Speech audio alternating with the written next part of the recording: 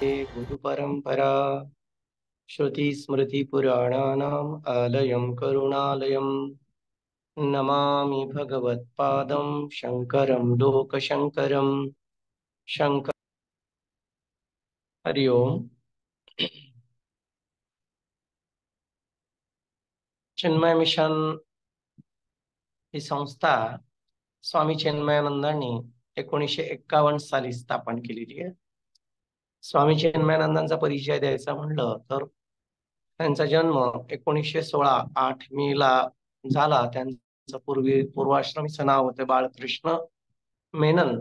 एर्नाकुलम इथे त्यांचा जन्म झाला। लहानपणी जिज्ञासू वृत्ती, जाणून घेण्याची वृत्ती असल्यामुळे प्रत्येक गोष्ट आपण का करायची असं ते आपल्या आई वडिलांना नेहमी प्रश्न विचारायचे की दिवा का लावायचा, अगरबत्ती का लावायची, प्रदक्षिणा का करायची। आणि लहानपणी 4-5 वर्षाचे असताना सगळेजण त्यांच्या काही प्रश्नांची उत्तर देऊ शकले नाही।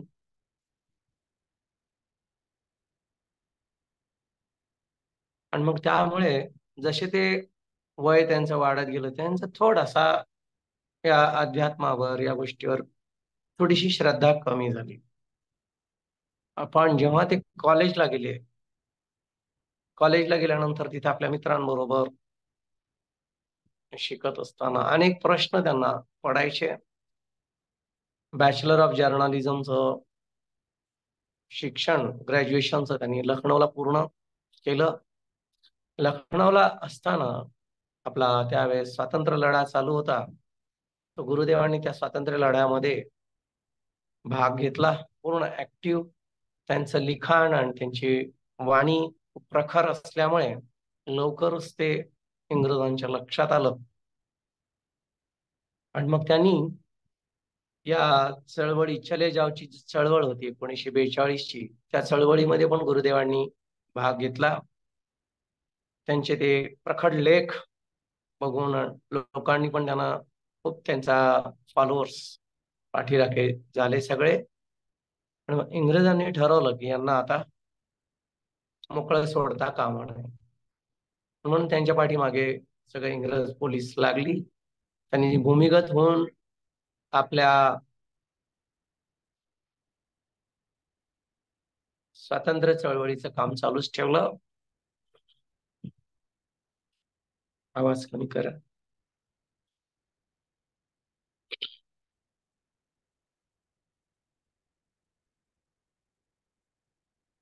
तर त्या नॅशनल हराल्ड या दैनिकामध्ये आता ते म्यूट कर आवाज।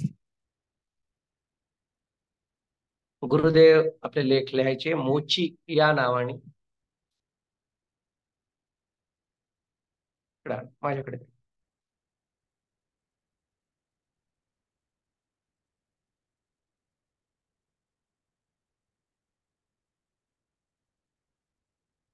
पण जेव्हा इंग्रजांनी त्यांना तुरुंगात टाकलं त्यावेळेस त्यांच्याबरोबर त्यांचे मित्र पण काही तुरुंगात काम करत होते, म्हणजे जेलमध्ये होते त्यांच्या बरोबर। तिथं इंग्रजांनी हे जे स्वातंत्र्य सैनिक होते त्यांची व्यवस्था जी आहे ती चांगली काही ठेवलेली नव्हती। आणि त्याच्यामुळे सगळे जे स्वातंत्र्य सैनिक जे त्या कारागृहात मध्ये होते ते आजारी पडायचे आणि दररोज 2-3 मृत्यू असा व्हायचा। आणि एक दिवस गुरुदेवांचे मित्र म्हणजे बाळकृष्ण मेननचे मित्रच आजारी पडले आणि त्यात त्यांचा मृत्यू झाला। आणि त्यावेळेस त्यांना प्रश्न पडला की आता माझा मित्र होता काल, आज कुठे गेला। आणि तो जो प्रश्न आहे आता त्यांनी त्याचा पाठपुरावा करायला सुरुवात केली की माणूस मेल्यानंतर जातो कुठं, जन्माच्या आधी असतो कुठं। अनेक प्रश्न त्याला भेडसावायला लागले। आणि मग एक वेळ अशी आली की स्वतः गुरुदेव आजारी पडले त्या कारागृहामध्ये। आणि तोपर्यंत बाहेरच्या सगळ्या लोकांना कळलं की कारागृहामध्ये व्यवस्था नसल्यामुळे जे स्वातंत्र्य सैनिक आहेत ते सगळे त्यांचे आबाळ होते आणि त्याच्यामुळे मृत्यूचं प्रमाण वाढलं। तर सगळ्यांनी विरोध दर्शविला आणि त्या जेलरच्या विरोधात अनेक तक्रारी गेल्यानंतर त्या जेलरला वाटलं की जर अजून काही मृत्यू जर झाले आपल्या जेलमध्ये तर माझी नोकरी जाईल. या भीतीनं जो कोणी आजारी पडायचा, मृत्यू मरणासन्न आहे असं कळलं की ते त्याला उचलायचे आणि गावाच्या बाहेर कुठं नेऊन टाकायचे. तसंच गुरुदेव आजारी पडल्यानंतर त्यांना वाटलं आता हा काही बरा होणार नाही, मृत्यूची एक अजून संख्या वाढेल. म्हणून एक दिवस सकाळीच त्यांनी गुरुदेवांना त्या आजारी दशेत खूप ताप आणि आजारी असले असताना गावाच्या बाहेर नेऊन टाकलं रस्त्याच्या कडेला. पण असं म्हणतात, जाको राखे साईया मार सके ना कोई. बाहेर रस्त्याच्या कडेला पडलेले असताना एक इंग्रज बाईच तिथं सकाळी मॉर्निंग वॉकला आली होती त्या बाजूला. आणि जेव्हा तिला कण्याचा आवाज आला रस्त्याच्या कडेला, तर बघितलं कोण आहे. आणि योगायोगाने तिचा मुलगा सुद्धा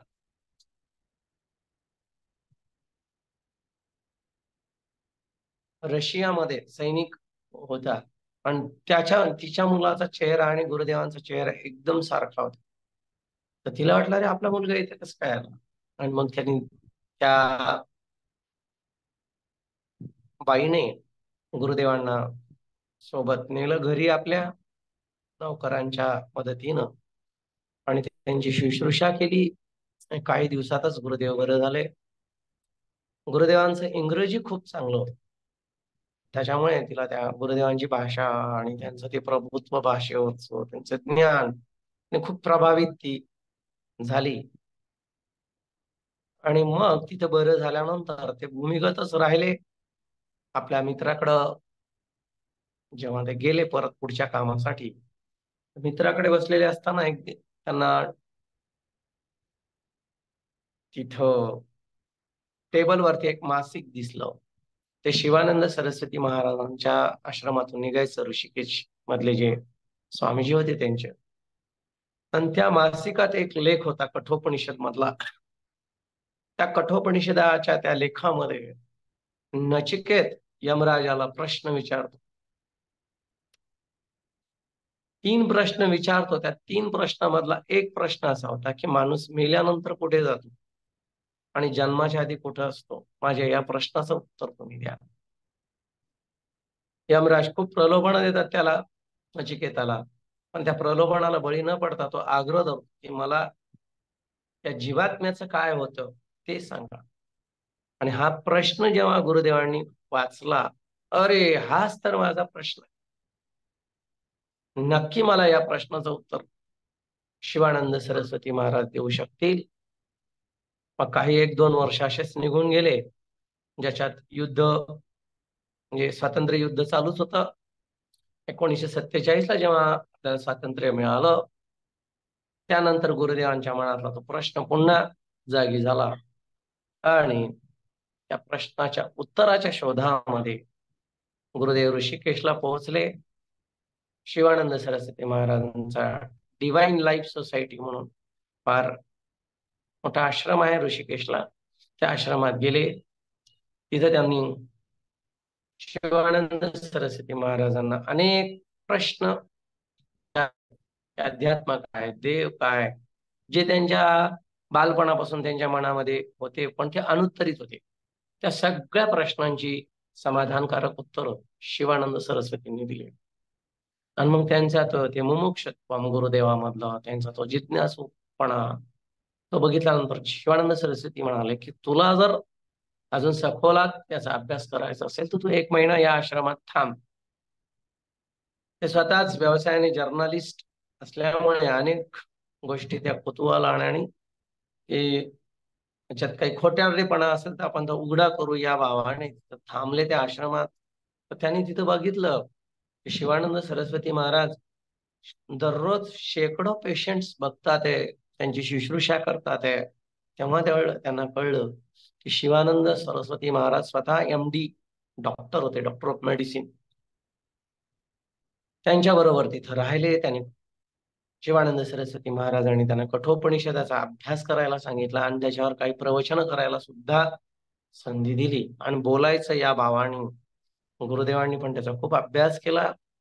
कठोपनिषद ग्रंथ वाचला, त्याच्यावर व्याख्यान दिलं आणि इतकं सुंदर त्यांचं ते व्याख्यान सगळ्यांना आवडलं. आणि मग शिवानंद सरस्वती महाराज म्हणाले की तू या वैदिक ग्रंथाच्या प्रचार प्रसाराच्या कामामध्ये खूप यशस्वी होशील आणि तुझ्यासाठीच हे काम आहे, तर तू संन्यास घे. तेव्हा ते म्हणाले की वडिलांची परवानगी असल्याशिवाय संन्यास तर मिळणार नाही. तू तुझ्या वडिलांना पत्र लिही. वडिलांना पत्र लिहिलं. वडिलांनी पण त्यांना परवानगी दिली की तुझा हेतू इतका उदात्त आहे, वैदिक धर्माचा, संस्कृतीचा तुला प्रचार प्रसार करायचा आहे, तर इतका नास्तिक वृत्तीचा तू कधी पूजा केली नाही, कधी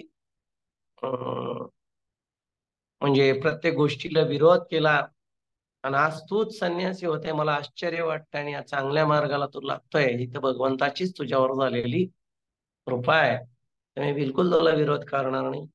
वडिलांचं अनुमोदन घेते. मी आलो संन्यास दीक्षा घेण्यासाठी. तर स्वामीजींना मग 1948 साली बाळकृष्ण मेननच्या नंतर स्वामी शिवानंद सरस्वतींनी त्यांना दीक्षा दिली. त्यांचं नाव झालं स्वामी चिन्मयानंद सरस्वती. संन्यास दीक्षा त्यांना दिल्या गेली. आणि मग त्यानंतर त्यांनी प्रतिज्ञा घेतली की यानंतरचं माझं उर्वरित आयुष्य जे आहे ते राष्ट्राच्या सेवेकरता मी घालवी. मग पुन्हा अभ्यास करायला लागले. अनेक प्रश्न त्यांच्या मनामध्ये यायचे. शिवानंद सरस्वती महाराज जागतिक स्तरावरचं त्यांचं काम असल्यामुळे देश विदेशात त्यांचे दौरे व्हायचे, तर वर्षातून एखादा महिना वगैरे ते भारतात थांबायचे. तर तेव्हा शिवानंद सरस्वती महाराज म्हणाले तुझ्या सगळ्या प्रश्नांची उत्तरं आणि तुला सखोलमध्ये जर उपनिषद आणि वेदांत आणि गीता जर शिकायची असेल तर उत्तर काशीला जा. तिथं स्वामी तपोवन महाराज राहतात, त्यांच्याकडून हे ज्ञान तू घे. आणि मग त्यानंतर स्वामी चिन्मयानंदांनी ऋषिकेशहून उत्तर काशीला जायचे ठरवलं. साधारणपणे 150 ते 200 किलोमीटरचं अंतर आहे. आता तरी ऋषिकेश ते उत्तर काशी अनेक म्हणजे छान रस्ते वगैरे झाले, पण त्या काळात रस्ता नव्हता, वाहतूक व्यवस्था नव्हती. पायी पायी गुरुदेव ऋषिकेश उत्तर काशीला निघाले. जवळपास 10 दिवसाचा प्रवास केल्यानंतर उत्तर काशीला पोहोचले. स्वामी तपोवन महाराजांना भेटले. तपोवन महाराजांनी त्यांची परीक्षा घ्यायचं ठरवलं, इंटरव्ह्यू ज्याला म्हणतो आपण. आणि त्याच्यात त्यांनी बघितलं की खरंच यांना वेदांत शिकायची किंवा तळमळ आहे का. कारण तळमळ जर नसेल तर दिलेलं ज्ञान म्हणजे पालत्या कड्यावर पाणी. म्हणून परीक्षेविणे नाणं बांधू नये, तसं तपोवन महाराज पण असे परीक्षा घेतल्या ते शिष्य करून घेत नव्हते. प्रश्न विचारल्यावर त्यांनी एक प्रश्न केला की तू माझ्याकडे आला, तुला शिवानंद सरस्वतींनी पाठवलं, पण हे तू मुखी तोंडी सांगतोय, तुझ्याकडे लिखित काही पत्र आहे का शिवानंद सरस्वती महाराजांचं? म्हणे नाही, मी तसं काही आणलं नाही पत्र. म्हणे पत्र घेतल्याशिवाय मी माझ्या आश्रमामध्ये कुणाला विद्यार्थी शिष्य म्हणून स्वीकारत नाही. जा पत्र घेऊन ये. आता पत्र घेऊन यायचं म्हणजे पुन्हा 150-200 किलोमीटर वापस ऋषिकेशला या, पत्र घ्या आणि या. गुरुदेवांना फार वाईट वाटलं. म्हणजे ठीक आहे, मी जातो. आणि पुन्हा परत पायीच ऋषिकेशला गेले. ऋषिकेशमध्ये जाऊन पुन्हा शिवानंद सरस्वती महाराजांना भेटले. त्यांना सांगितलं. तेव्हा शिवानंद महाराज म्हणाले गुरुदेवांना, अरे तुझी ती परीक्षा घेतात आहे, तुला खरं ते ज्ञान जाणून घेण्याची तुला इच्छा आहे का, तळमळ आहे का? आणि म्हणून तुला त्यांनी परत पाठवलं. एखादा विश्वास किंवा श्रद्धा जर नसेल तर तो माणूस परत जात नाही. पण तू आता हा पाठलाग जो आहे जाणून घेण्याची जी जिज्ञासा आहे ती कमी होऊ देऊ नको. अजून तुला खूप खडतर परीक्षेतून जायचं आहे.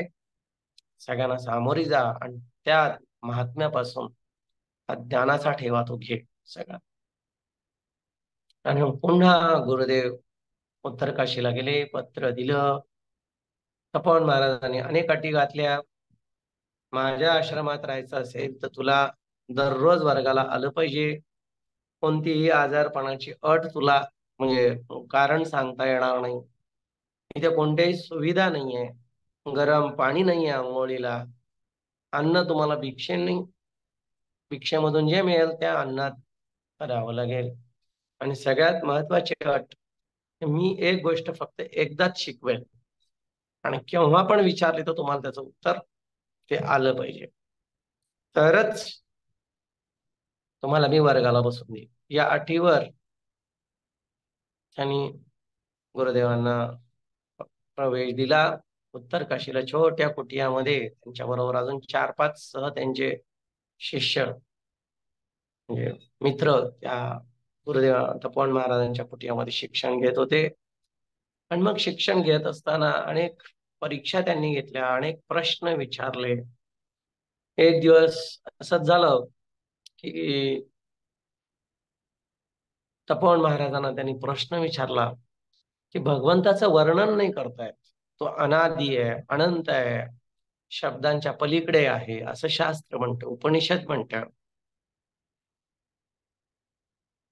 मग जो वाणीच्या पलीकडे आहे ते आम्हाला तुम्ही वाणीमध्ये कसं काय सांगता, ते शब्दामध्ये कसं काय शिकवता? ते हे शक्यच नाही. तुम्हीच म्हणतात की या शब्दांनी जाणलं जाऊ शकत नाही. यतो वाचो निवर्तन्ते अप्राप्य मनसा सह. त्यावेळेस तपोवन महाराज काही बोलले नाही. आणि मग दुसऱ्या दिवशी त्याला म्हणाले, चिन्मय तू जा आणि मला पाणी घेऊन ये, प्यायचं पाणी. गेले, समोरच गंगा वाहत होते, गंगेतून पाणी घेऊन आले. आणून पाणी दिलं तांब्यामध्ये. तर तपोवन महाराज त्याला म्हणाले, मी तर तुला पाणी आणायला सांगितलं होतं, तू तांब्या कशाला आणला? आणि मग गुरुदेव म्हणाले, अरे तांब्याशिवाय तर पाणी येणार नाही. मी तुला फक्त पाणी आणायला सांगितलं होतं, तांब्या नव्हता सांगितलं आणायला. आणि मग तेव्हा गुरुदेव म्हणाले, अहो तांब्याशिवाय तर पाणी आम्ही पोहोचू शकत नाही तुमच्याकडे. तुम्हाला फक्त पाणी पाहिजे असेल तर पाणी प्या आणि तांब्या सोडून द्या. मग तपोवन महाराजांनी सांगितलं, अरे बेटा असंच असतं. शब्द हे पात्राचं, तांब्याचं काम करतात आणि ज्ञान हे पाण्यासारखं असतं. ज्ञान ग्रहण करायचं आणि शब्द सोडून द्यायचे. म्हणून शब्दाशिवाय ज्ञान मिळत नाही. पण शब्द म्हणजे सगळं काही नाही. भाषा ही कोणतीही असू शकते. ते माध्यम आहे, ते साधन आहे, साधनांचा वापर करायचा. अशा विविध पद्धतीने अनेक वेगवेगळे उदाहरणं देऊन, प्रॅक्टिकल्स उदाहरणं देऊन तपोवन महाराजांनी हे ज्ञान दिलं. परीक्षा घेतली. अभिमान, अहंकार नसायला पाहिजे. एकदा स्वतः गुरुदेवांनी त्यांच्या ग्रंथात, चरित्रात लिहिलं की गुरूंचे कपडे वाळू घातलेले होते आणि ते आणायचे, ते घड्या करून ठेवायचे. तर गुरुदेव तपोवन महाराजांचा शर्ट, त्यांचा जो अंगरखा होता वरचा झबला, तो आणला आणि तो म्हणजे घडी करून ठेवत असताना त्याच्या लक्षात आलं की हा फाटलेला आहे. ते म्हणाले, अरे हा तर फाटलाय. तपोवन महाराज म्हणाले, अरे तू फाडला हा. तर गुरुदेव म्हणाले, नाही नाही, मी तर नाही फाडला हा. मी जेव्हा त्याला काढायला गेलो दोरीवरून तर ते फाटलेलाच होता. आणि खोटा बोलतो चिन्मय तू, खोटारडा कुठला. आणि खूप त्यांना रागावले, बोलले की खरं माणसाने आपली चूक स्वीकारली पाहिजे. तू स्वीकारले नाही, खोटारड्या कुठला. तर गुरुदेव आपल्या मित्रांना म्हणाले, बाबा मी फाडलाच नाही, तुम्ही कसं काय स्वीकारू? मी खोट्या गोष्टी, अन्याय मी सहन नाही करणार. मी फाडला नाही तर मी म्हणणार नाही मी फाडला. एक दिवस झाले, 2 दिवस झाले, प्रत्येक वेळेस वर्गात, एक खोटारड्या, काय तुझं लक्ष नाही इकडं, त्याला खोटारड्या खोटारड्या म्हणून सगळ्यांसमोर त्यांचा अपमान. आणि मग एक त्यांचा राग अनावर झाला. निघाले तनफन तनफन तिथून. मग उत्तर काशीचेच कोणी महात्मे होते, ते भेटले त्यांना. ते म्हणाले, अरे तुझी ती परीक्षा घेतात आहे, तू जाऊ नको असा. अरे, तुझ्यातला अभिमान अहंकार तू नष्ट करण्यासाठी तपोवन महाराज तुझी परीक्षा घेतात आहे. पुन्हा वापस गेले, शरण गेले, म्हणे मी खोटारडा आहे, तुम्ही म्हणत असाल तर मी खोटारडा, तर मी खोटारडा आहे, मला क्षमा. मग तपोवन महाराज, आपण सगळे खोटारडे आहोत, आपण ब्रह्म आहोत, पण स्वतःला शरीर समजतो, जीव समजतो, आणि आपलं ओळख देताना पण आपण शरीरमनाच्या स्तरावर सुखी आपली ओळख देतो. ही खरी खोटी ओळख आहे आपली, आपण खोटं बोलतो, या अर्थाने तू खोटा आहे, पण तुला ते कळलं नाही. ते समजावून सांगून अहंकार अभिमान आणि सेवा त्यांच्याकडून करून घेतली. इतकी कडाक्याची थंडी, फक्त 2 ड्रेस, तेच एक धुवायचा आणि एक घालायचा. गुरुदेव सांगायचे गंगेचं पाणी 2 डिग्री 3 डिग्री टेम्परेचर असायचं, आणि त्याच्यात थोड्या थंडीत ते आंघोळ करून सकाळी 5 वाजता वर्गाला हजर राहायचं असायचं. खूप कडक नियम.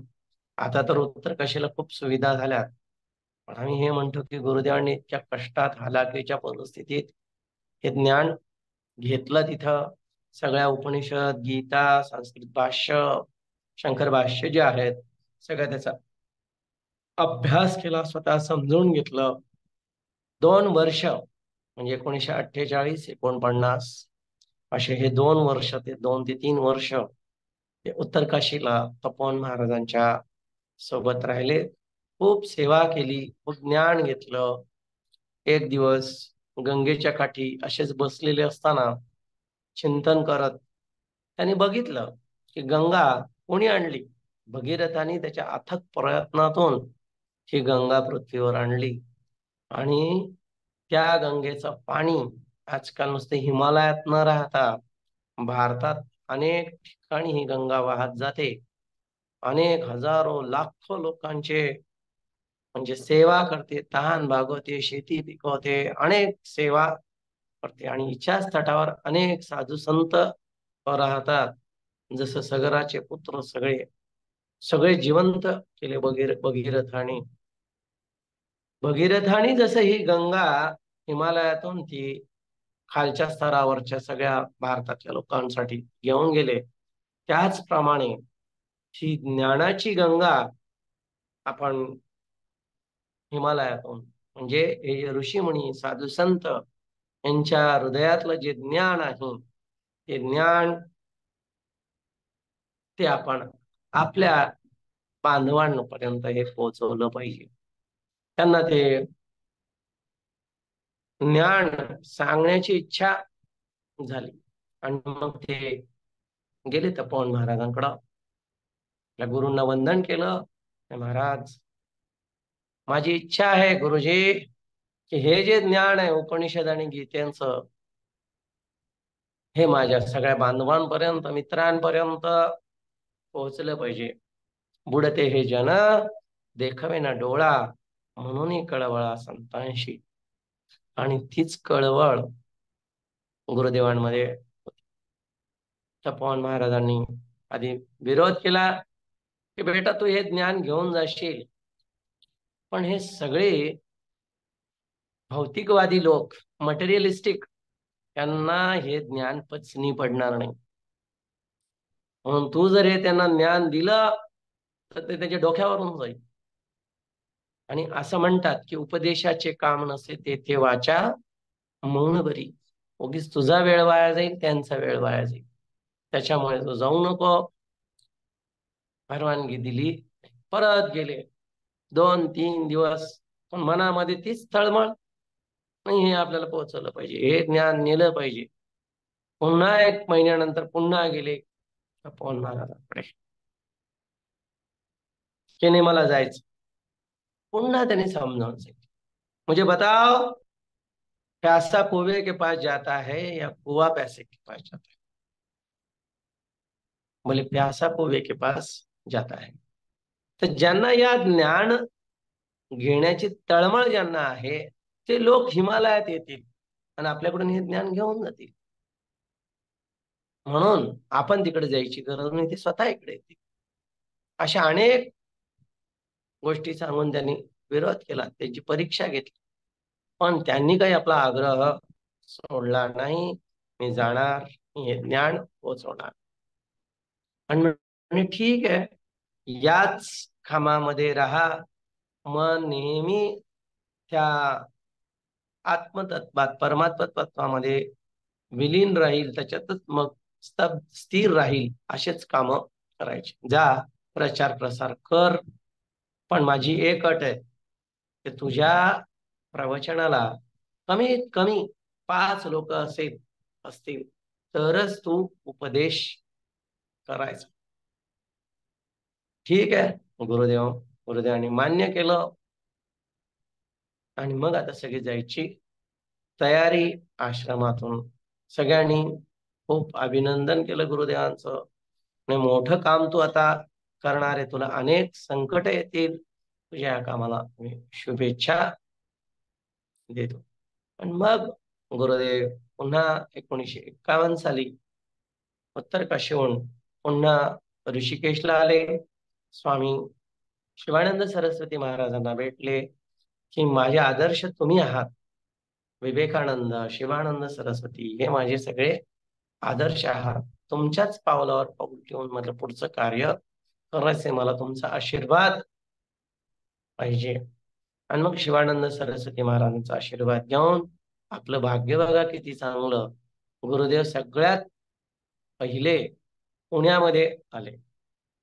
कोणी ओळखीचं नाही. तपोवन महाराजांना भेटायला अनेक लोक यायचे उत्तर काशीला. त्यांच्या भक्तांमध्ये एक भक्त पुण्याचा कधीतरी आला होता मागे, त्यांनी काहीतरी पत्ता दिला होता आपला. मग तो पत्ता घेऊन गुरुदेव पुण्याला आले. ज्याच्या घरी जायचं होतं ते शोधून काढलं घर, तर ती जी व्यक्ती होती ती सोडून गेली होती. ज्याला विचारलं त्यामुळे विचारलं, महाराज तुम्ही कोण आहात, कसे आहात, कसे काय आले? मग त्यांनी सांगितलं यांना भेटायचं होतं, कुठे गेले माहिती. ठीक आहे महाराज, आज आमच्याकडेच तुम्ही राहा. आणि मग तिथंच ते राहिले.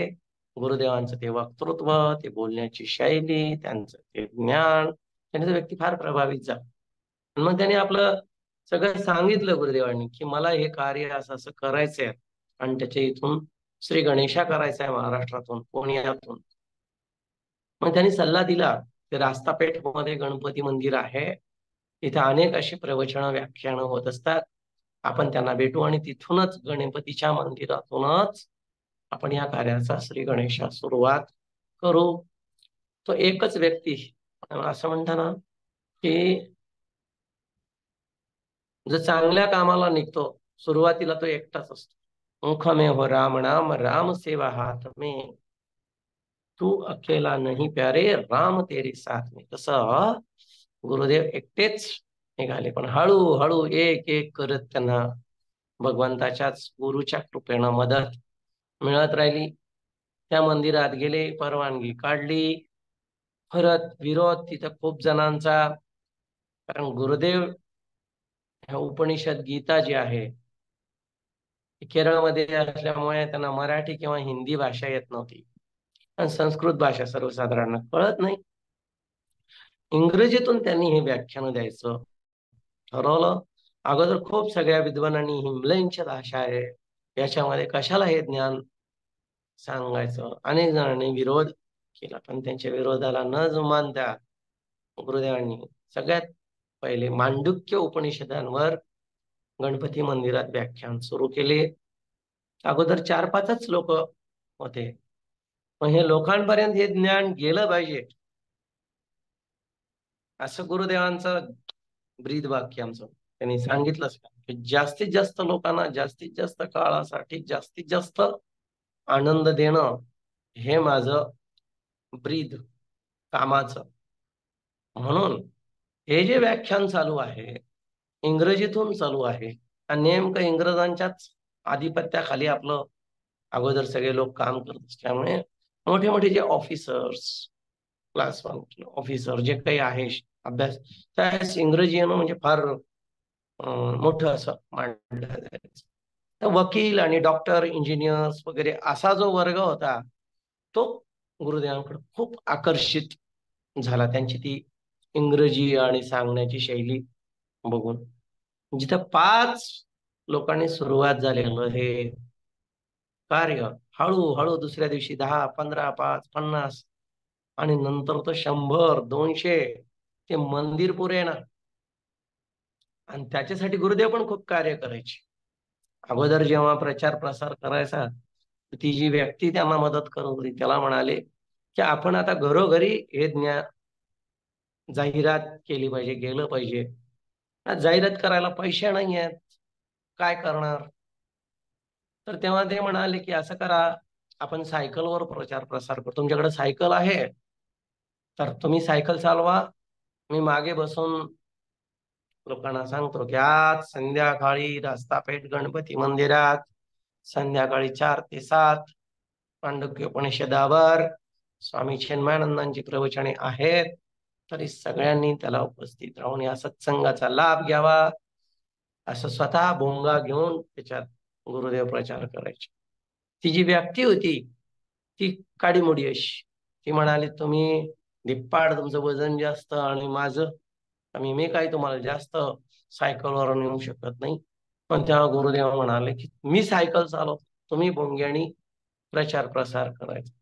तर चेहऱ्याला रुमाल बांधून स्वतः गुरुदेव सायकल पुढे चालवायचे आणि मागची ती व्यक्ती जी आहे ती भोंग्यात सांगायची. असं स्वतः सायकलवर फिरून पुण्याच्या गल्लोगल्ली फिरून या ज्ञान यज्ञाचा, या सत्संगाचा त्याने प्रचार केला. पूर्ण चिकाटी, अडचणी, अडथळे तर येतच राहतात. म्हणून गुरुदेव म्हणजे प्रत्यक्षात त्यांनी सगळं हे आचरणात आणून दाखवलं. आणि मग त्या सगळ्यातून मार्ग काढत काढत काढत इतका सगळा विरोधाला न जुमानता लोकांना ते आवडलं त्यांचं कार्य. आणि मग सलग 1 महिना 30 दिवस त्यांनी हा मांडुक्य उपनिषदवरचा ज्ञान यज्ञ गुरुदेवांनी घेतला. भिक्षा मागायचे आणि भिक्षेचं महत्व पण त्यांनी सांगितलं, की भिक्षा मागितल्याने आपला अभिमान जातो. ज्यांच्या घरी आपण भिक्षेला जातो त्यांच्याशी आपला संपर्क येतो, एक नातं होतं. भेद जे दरी आहे ती दरी कमी होते. जास्तीत जास्त लोकांशी आपला संपर्क होतो. म्हणून संन्यास आणि भिक्षा मागितलीच पाहिजे. आणि तीच परंपरा चिन्मय मिशन मध्ये चालू आहे. कितीही मोठा मठ झाला, आश्रम झाला, तरी संन्यासी हा भिक्षाच मागतो. कारण स्वतः गुरुदेवांनी असं पाहिलं ती पद्धत पाडली. आणि अजून पण आम्ही सगळे जितके संन्यासी आहोत भिक्षाच घेत असतो. आणि मग त्याच्यानंतर मुंबईला, दिल्लीला खूप गुरुदेवांच्या त्या प्रवचनांची मागणी झाली. आणि मग इतकं व्यस्त झाला त्यांचा शेड्यूल की विचार कसं आहे. आणि मग त्यांचे ते इंग्रजींचं पण लोकांनी, जे इंग्रज लोक जे इथं काम करायचे, इंग्लंडचे, लंडनचे वगैरे किंवा अमेरिकेचे वगैरे, त्यांची ती भाषा पाहून इतके प्रभावित झाले. आणि मग विदेशात पण त्यांचे प्रवचनांची म्हणजे प्रचार प्रसार झाला. त्यांना विदेशातून पण बोलावणं यायला लागले. त्याच्यानंतर चेन्नई, म्हणजे चेन्नईला त्यांची अनेक प्रवचनं ठेवली आणि तिथे त्यांची मातृभूमी तिकडची असल्यामुळे तिथं अजून प्रचार प्रसार वाढला. आणि मग 1951 सालापासून ते 1960 पर्यंत एक दिवस सुद्धा खाडा न देता गुरुदेव रात्रंदिवस हा गीता प्रचार प्रसाराचं कार्य करत होते. त्यांचे पहिले जे शिष्य होते त्यांचं नाव दयानंद सरस्वती, ते त्यांच्या बरोबर असायचे. त्यावेळेस कसे संन्यास दीक्षा वगैरे हा प्रकार नव्हता. त्यांना खूप आवड होती गीतेची आणि दयानंद सरस्वतींना, आणि ते त्यांच्या बरोबरच राहिले 10 वर्ष.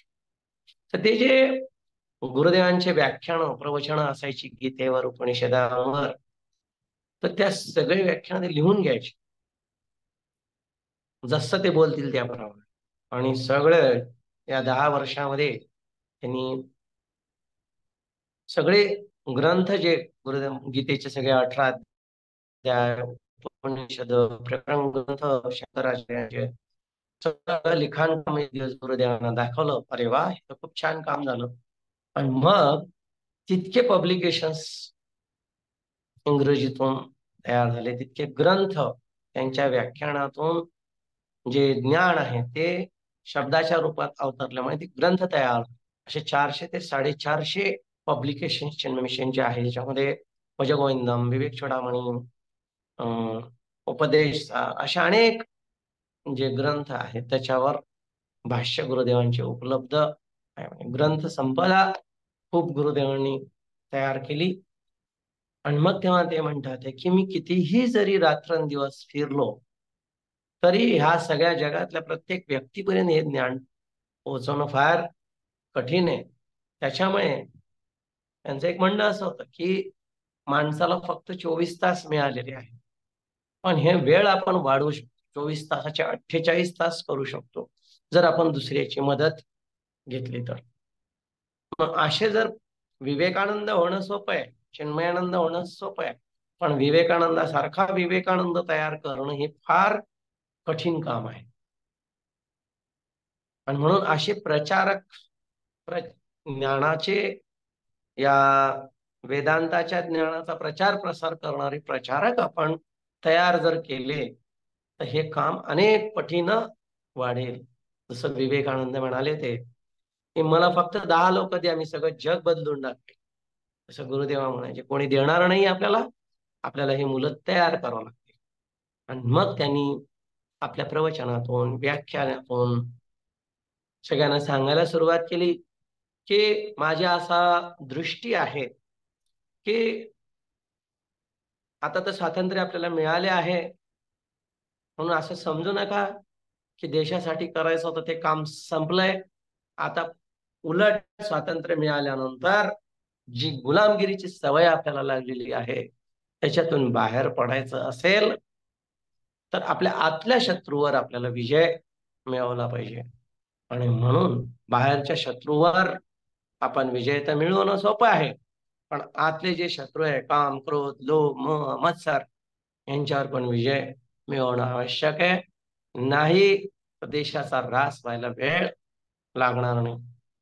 म्हणून मला असे सैनिक तयार करायचे आहेत की जे आपल्या आतल्या शत्रूंशी त्यांचा सतत युद्ध होत राहील. क्षणोक्षणी आम्हा युद्धाचा प्रसंग, अशी सेना मला तयार करायची आहे की मी गेल्यानंतर सुद्धा या ज्ञानाच्या शस्त्रांनी अज्ञान रूपी सगळे हे जंगल नष्ट करतील, सगळीकडे ज्ञानाचा प्रचार प्रसार करतील आणि लोकांना खरा शाश्वत आनंद माझ्या भारतीयांना मिळेल. आणि हीच खरी राष्ट्र सेवा आहे. आणि या उद्देशाने मला एक आश्रम असा बांधायचा आहे की ज्याच्यामध्ये तरुण विद्यार्थी जे देशाची काहीतरी सेवा करू इच्छितात, देशासाठी आपलं जीवन समर्पित करू शकतात, असे तरुण विद्यार्थी मला घडवायचे. आणि म्हणून असे जे त्यांना घडवण्यासाठी जे साधन लागणार आहे तर त्यांची राहण्याची व्यवस्था, त्यांच्या जेवण्याची, ग्रंथाची व्यवस्था. पूर्वीची जी गुरुकुल पद्धती होती ती गुरुकुल पद्धती या इंग्रजांच्या शैक्षणिक जे त्यांचे म्हणजे शिक्षणाच्या ज्या पद्धती त्यांना नवीन ज्या अवलंबल्या त्याच्यामध्ये त्यांनी गुरुकुल पद्धतीच नष्ट करून टाकली होती. ते गुरुकुल पुन्हा आपल्याला पहिल्यासारखे निर्माण केले पाहिजे, ज्याच्यामध्ये व्यक्तीचा सर्वांगीण विकास होतो. म्हणजे भौतिक, आध्यात्मिक, सामाजिक आणि राष्ट्र, नॅशनल लेवलवर सामाजिक, हे सगळ्या प्रकारच्या त्याचा सर्वांगीण विकास व्हायला पाहिजे. त्या दृष्टीनं ही केंद्र तयार करायची आहेत. आणि मग गुरुदेवांनी जी व्हिजन, जी दृष्टी दिली, अनेक लोकांना ते पटलं की नाही, असे सैनिक आपल्याला पाहिजे, असे प्रचार प्रसारक आपल्याला पाहिजे.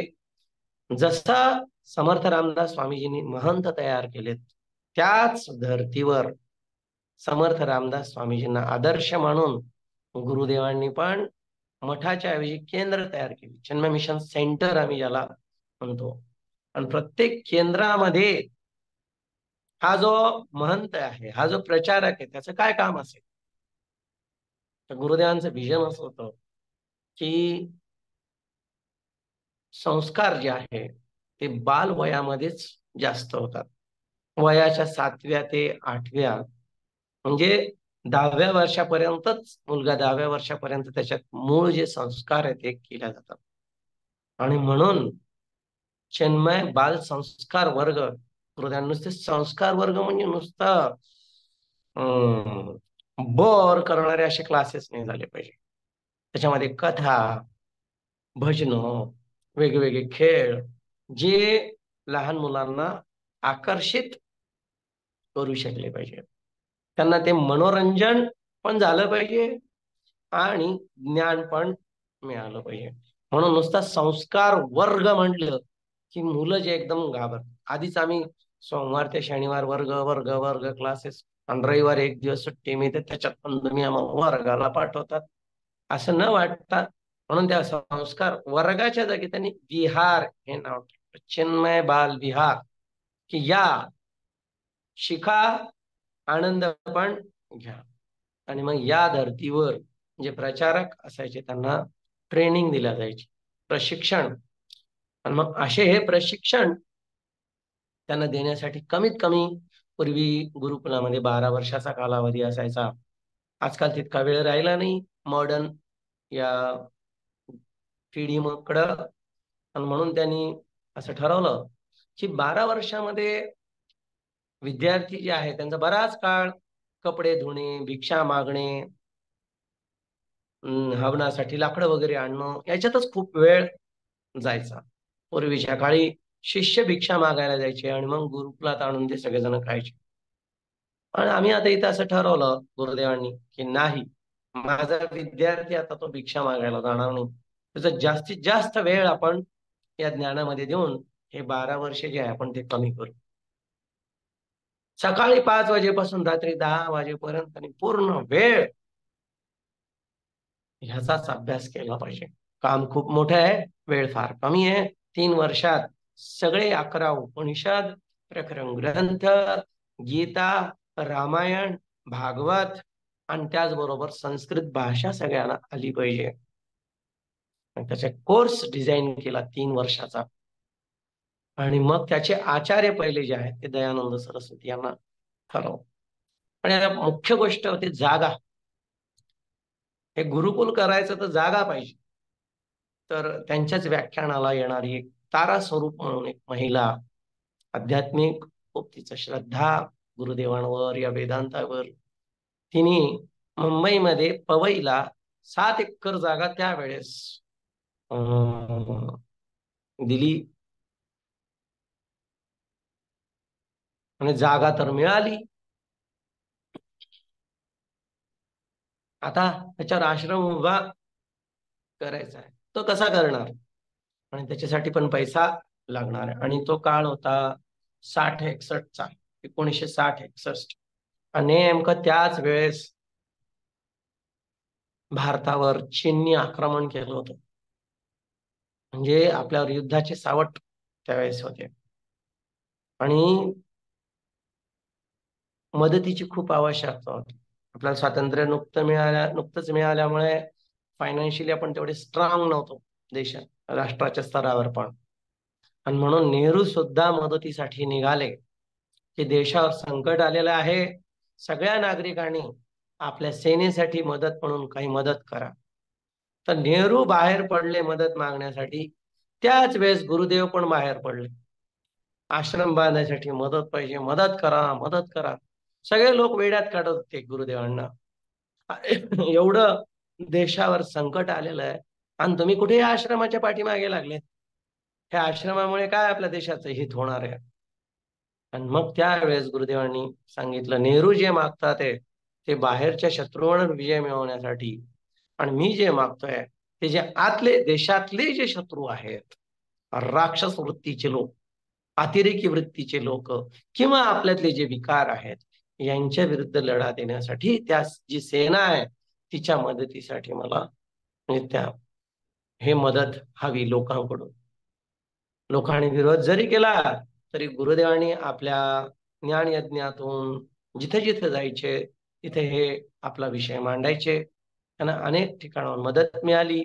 आणि ही सांदीपनी साधनालय, त्याला नाव पण सांदीपनी आश्रम दिलं गुरुदेवांनी. का बरं?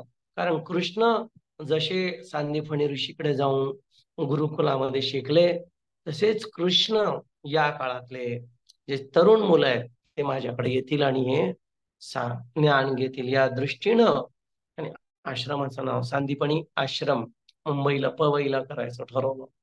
मदत मिळाली, कामाला सुरुवात झाली. पण आपण ज्या अंदाजा मांडतो की 1 लाखामध्ये काम होईल, पण आपल्याला माहिती आहे जे अंदाजा मानतो त्याच्यापेक्षा जास्तच रक्कम होते. तर पैसा कमी पडायला लागला.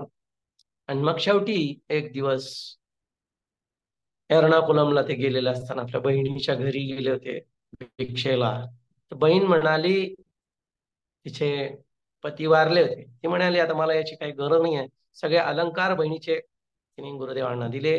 स्वतः गुरुदेवांनी आईचं जे काही होतं त्यांच्याकडं ते सगळं अलंकार आपल्या स्वतःकडचे टाकून 100 मुलांची राहण्याची व्यवस्था 1961 साली पूर्ण केली. मुंबईला अजून पण ती आहे, सांदीपनी साधनालय पवई. तिथे त्या 2 विवेकालय आणि वैराग्यालय नावाचे 2 इमारती आहे, 2 अजून पण त्या आहे. तिथं सुरुवात केली आणि मग आता प्रचार प्रसाराला सुरुवात केली की जे असे तरुण मुलं आहेत जे या कार्याच्या प्रचार प्रसाराच्या कार्यामध्ये मदत करू शकतात त्यांनी यावं. इंग्रजी माध्यमातून हे शिक्षण असल्यामुळे कमीत कमी ग्रॅज्युएट असणं हे आवश्यक आहे. अनमॅरिड असला पाहिजे तो विद्यार्थी आणि त्याला राष्ट्राच्या सेवेची तळमळ पाहिजे. अशा अनेक अटी घालून त्या विद्यार्थ्यांना ऍडमिशन दिल्या जायची. सांदीपनी साधनालयामध्ये पहिली जी बॅच आहे वेदांताची, पूर्वी 5 वर्षाची ती होती. 1961ला ती सुरू झाली. गुरुदेवांनी अनेक स्वामी आणि म्हणजे विद्यार्थ्यांचे इंटरव्ह्यू घेतले, त्याच्यातून काही ते निवडायचे. त्यात आमचे स्वामी पुरुषोत्तमानंद सरस्वती हे गुरुदेवांच्या त्या पहिल्या बॅचचे विद्यार्थी आहेत. पुरुषोत्तमानंद सरस्वती हे मुळातले यवतमाळचे पोडगावांचे आणि ते तुकडोजी महाराजांचे शिष्य. त्यांना खूप प्रचार प्रसार करायची इच्छा होती आणि तुकडोजी महाराजांच्या भजनातून ते अनेक वेळा ते प्रचार प्रसार करायचे. स्वतः फॉरेस्ट ऑफिसर ते होते, ब्लॉक डेव्हलपमेंट ऑफिसर BDO होते ते. पण जेव्हा एक दिवस कळंबला कळंब स्टेशन उतरले, एका बस स्टॉपवर वाट बघत असताना एका चहाच्या ठेल्यावरती एक जुना पेपर पडलेला चाळत बसले होते तिथे कळंब. तिथे त्यांना ती जाहिरात दिसली पेपरमध्ये की मुंबईमध्ये पवई येथे असा असा सांदीपनी साधनालय कोर्स सुरू होतो. ज्या ज्या विद्यार्थ्यांना वेद आणि वेदांत आणि हिंदू धर्माचा प्रचार प्रसार करायची तळमळ इच्छा आहे ते याला येऊ शकतात. आणि ते बघितल्याबरोबर स्वामी पुरुषोत्तमानंदांनी ठरवलं की हे माझ्यासाठीच आहे. सगळं अडचणीतून मात करून ते पवईला आले. गुरुदेवांनी त्यांचा इंटरव्ह्यू घेतला. गुरुदेवांनी त्यांना एकच वाक्य म्हटलंय की 8 दिवस तुम्ही राहा इथं, तुम्ही मला बघा, मी तुम्हाला पाहिजे, तुम्हाला खरंच तळमळ आहे की नाही, आणि मग नंतर आपण ठरवू त्या कोर्स तुम्ही कंटिन्यू करायचं की नाही. आणि खरंच गुरु शिष्याची तिथं भेट झाली. त्याच्यानंतर स्वामी तेजोमयानंद सरस्वती, ब्रह्मानंदजी, अनेक त्यांचे शिष्य. आणि या सगळ्या कार्यासाठी पैसा हा लागत होता आणि हा पैसा कुठून आणणार. आणि म्हणून गुरुदेव सतत यज्ञ जेव्हा करायचे तर यज्ञाची जी गुरुदक्षिणा मिळायची त्याचा काही भाग ते या सांदीपनी साधनालयाला सगळं पाठवायचे. पूर्वीच्या काळी गुरुदेव म्हणायचे शिष्य गुरुसाठी दक्षिणा भिक्षा आणायचे, आता यावेळेस गुरु शिष्यासाठी ही सगळी व्यवस्था करतील.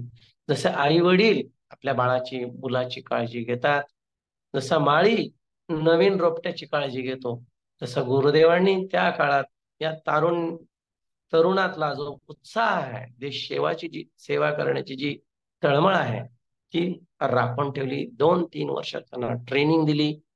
आणि मग असे जे प्रचार प्रसारक आहेत ते वेगवेगळ्या केंद्रातून ते जायचे. गुरुदेव जेव्हा वेगवेगळ्या शहरात ह्या गीता ज्ञान यज्ञाच्या निमित्ताने जायचे, 7-7 दिवसाचे हे यज्ञ असायचे. त्याच्यामध्ये गुरुदेव सकाळी उपनिषदांचे वर्ग घ्यायचे आणि संध्याकाळी भगवद्गीता, आणि दुपारच्या काळात वेगवेगळ्या कॉलेजेसमध्ये जाऊन संस्थांना भेटी देऊन या तरुण मुलांसाठी काही काम करायचे. तर सगळे लोक जेव्हा यज्ञ संपायचा 7व्या दिवशी म्हणायचे, किती छान, किती चांगली आहे गीता, किती आम्ही खूपच प्रभावित झालो. आणि दुसऱ्या वर्षी जेव्हा त्याच शहरात गुरुदेव जायचे, तर गुरुदेव लोक सगळे म्हणायला लागले, भक्त, की महाराज तुम्ही जेव्हा असतात तेव्हा आम्हाला खूप प्रेरणा मिळते, आम्ही वाचतो पण तुम्ही गेलं की आम्ही जे पुस्तकं बंद करतो ते कपाटात, ते दुसऱ्या वर्षीच निघतात. तर आम्ही जेव्हा आम्हाला असं काहीतरी द्या की ज्याच्यामुळे आम्ही वर्षभर सातत्याने याचा अभ्यास करत राहू. आणि मग गुरुदेवांनी अभ्यास वर्ग हा एक प्रकार सुरू केला की तुम्हीच तुमचा उद्धार करायचा. उद्धरेद आत्मनात्मानम. आणि म्हणून जे अभ्यासू लोक आहेत त्यांनी, सिनियर सिटीजन्स किंवा जे इच्छुक आहेत 40 वर्षाच्या पुढे, त्यांनी अभ्यास वर्ग करावा. लहान मुलांसाठी जसं आजी आजोबा आपल्या नातवांना गोष्टी सांगतात, तसंच आजी आजोबांनी आपल्या नातवाला गोष्टी सांगत असताना कॉलनीतले इतर जर कोणी असतील, मुलं मुली छोटे छोटे बालक, त्यांना सगळ्यांना एकत्र घेऊन मंदिरामध्ये एक बालसंस्कार बालविहार वर्ग सुरू करा. त्याच्यात कोणते ग्रंथ त्याने घेतले पाहिजे, कोणते वैष्णव घेतले पाहिजे, कोणत्या कथा घेतल्या पाहिजे, त्याचे सगळं सिलेबस तयार करून दिलं. त्याचबरोबर युवासाठी गुरुदेवांनी एक योजना आखली की youths are not useless, they are used less. युवावर आपण विश्वास ठेवत नाही, त्यांना जबाबदारी देत नाही, रिस्पॉन्सिबिलिटी देत नाही, आणि म्हणून ते आपल्याला त्यांचा वापर करतायत. तर मुलांवर तुम्ही विश्वास ठेवा, त्यांना संधी द्या, ते खूप कामं करू शकतात. त्यांच्या मनातले जे संशय आहे, प्रश्न आहे, त्यांना समाधानकारक उत्तरे आपण दिली पाहिजे. अंधश्रद्धा जी म्हणतो ती उगीच वाढवायची नाही. प्रत्येक प्रत्येक मडकं जसं आपण वाजवून घेतो तसं प्रत्येक विचार, प्रत्येक कृती ही क्रिस्टल क्लिअर विजनने ती घेतली पाहिजे. आणि त्याच्यासाठी युवा वर्ग त्यांनी सुरू केले. तर असे अभ्यास वर्ग, युवा वर्ग. गुरुदेवांचं म्हणणं होतं की घरात जर महिला शिकली तर ते घर पूर्ण शिकत.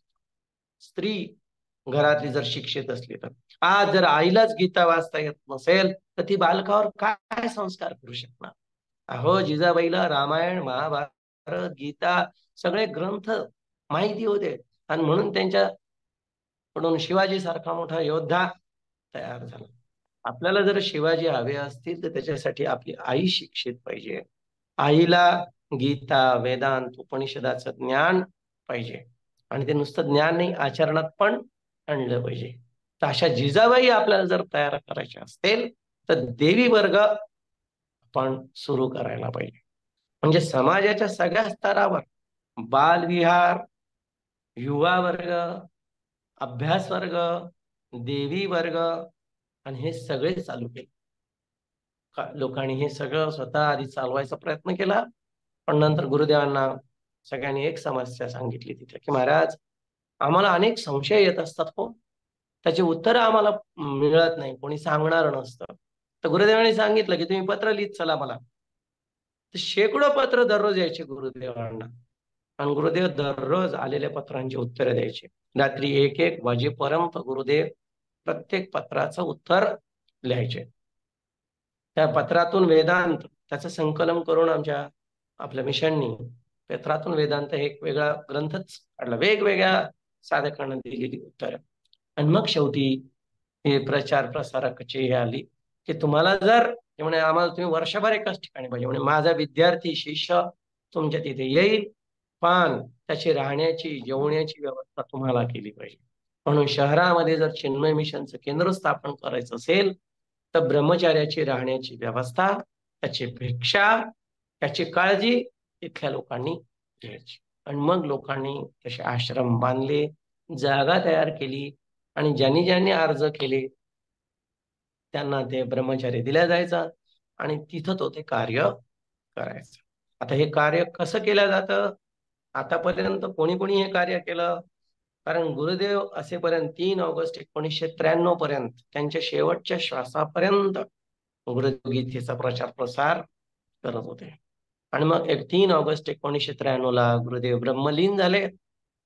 पण जाताना त्यांनी हा जो वटवृक्षाचं बीज पेरलं होतं त्याचा आता वटवृक्ष झाला. त्याच्यानंतर स्वामी तेजोमयानंदजींनी ही धुरा 1993 नंतर आपल्या हातात घेतली. त्यांनी काय काय कार्य केलं, किती ब्रह्मचारी आहेत, किती आपल्या शाखा आहेत, प्रत्येक शाखातून आपण काय काय कार्य करतो, किती लोकांपर्यंत आपलं पोहोचलो, आपल्या पुढे काय काय योजना आहेत, हे सगळं मी पुढच्या माझ्या व्याख्यानात सांगेल, प्रवचनात सांगेल. आज मी इथंच थांबतो. हरिओम. सद्गुरुनाथ महाराज की जय. ओम पूर्णमदः पूर्णमिदं पूर्णात् पूर्णमुदच्यते पूर्णस्य पूर्णमादाय पूर्णमेवावशिष्यते. ओम शांति शांति शांति. हरि ओम. श्री गुरुभ्यो